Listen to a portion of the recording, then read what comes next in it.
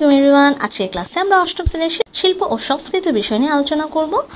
শিল্প সংস্কৃতির বিষয়ে দেখো আমরা স্ক্রিনে দেখতে পাচ্ছি আমাদের এখানে 4টি অভিজ্ঞতা রয়েছে। 4টি অভিজ্ঞতার উপরেই কিন্তু আমাদের বার্ষিক পরীক্ষা অনুষ্ঠিত হবে। ওকে, এই যে আমাদের 4টি অভিজ্ঞতার নাম, এরপরে রয়েছে তত্ত্বীয় আর ব্যবহারিক, দুটো অংশে কিন্তু ভাগ করা হয়েছে। হ্যাঁ, এটা একটু আলাদা, তোমরা একটু মনোযোগ দিয়ে ভিডিওটা ভালো করে দেখো, তাহলে বুঝতে পারবে। তত্ত্বীয় অংশে যা যা রয়েছে সেগুলো হচ্ছে আমাদের যে অভিজ্ঞতা সেখান থেকে, আর ব্যবহারিক অংশে রয়েছে নকশা, অঙ্কন, হ্যাঁ, পুনরাবৃত্তিক, জ্যামিতিক, প্রাকৃতিক এবং গম্ভীরা গান ও নাচ, সুন্দরবনের দৃশ্য, লালনগীতি, শাপলা বিলের দৃশ্য, বর্ণ দিয়ে নকশা, রিক্সা পেন্টিং আর জারি নাচ ও গান। এই ব্যবহারিকের উপরে কিন্তু তোমাদের মার্কস ডিস্ট্রিবিউশন করা হয়েছে। এরপর আমরা দেখো যদি শিক্ষণকালীন মূল্যায়ন দেখতে পাই, এখানে একটু আলাদা আইটেমের নাম দেওয়া আছে, হ্যাঁ, নির্ধারিত মানবন্টন দেওয়া আছে, তোমরা দেখে নেবে। এরপর চলো আমরা সামষ্টিক মূল্যায়নে চলে যাই। এদিকে যদি আমরা একটু তাকাই দেখতে পারবো, দেখো চারুকলা, সঙ্গীত, নৃত্য, অভিনয়, যন্ত্রসঙ্গীত, যে কোনো একটা, হ্যাঁ, ব্যবহারিক কাজ যদি করো তাহলে তোমরা কত পাবে?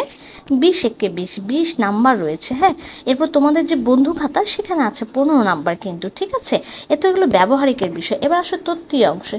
তত্ত্বীয় অংশ সেম, এক কথা প্রকাশ লিখতে হবে, সংক্ষিপ্ত উত্তর প্রশ্ন লিখতে হবে, ছবি দেখে লেখো। হ্যাঁ, তোমাদের ছবি দেওয়া থাকবে, সেখান থেকে তোমাদের বর্ণনা করতে হবে। এটা হচ্ছে 10 মার্ক, ঠিক আছে। এরপরে রয়েছে রচনামূলক প্রশ্নের উত্তর। তো এটা একটু আলাদা, তোমরা কিন্তু যদি একটু বইটা ভালো করে পড়ো তোমরা আশা করছি ভালো রেজাল্ট করতে পারবে। একটু আমরা নমুনা দেখে নিই। হ্যাঁ, দেখো নমুনাগুলো কিভাবে দেওয়া আছে।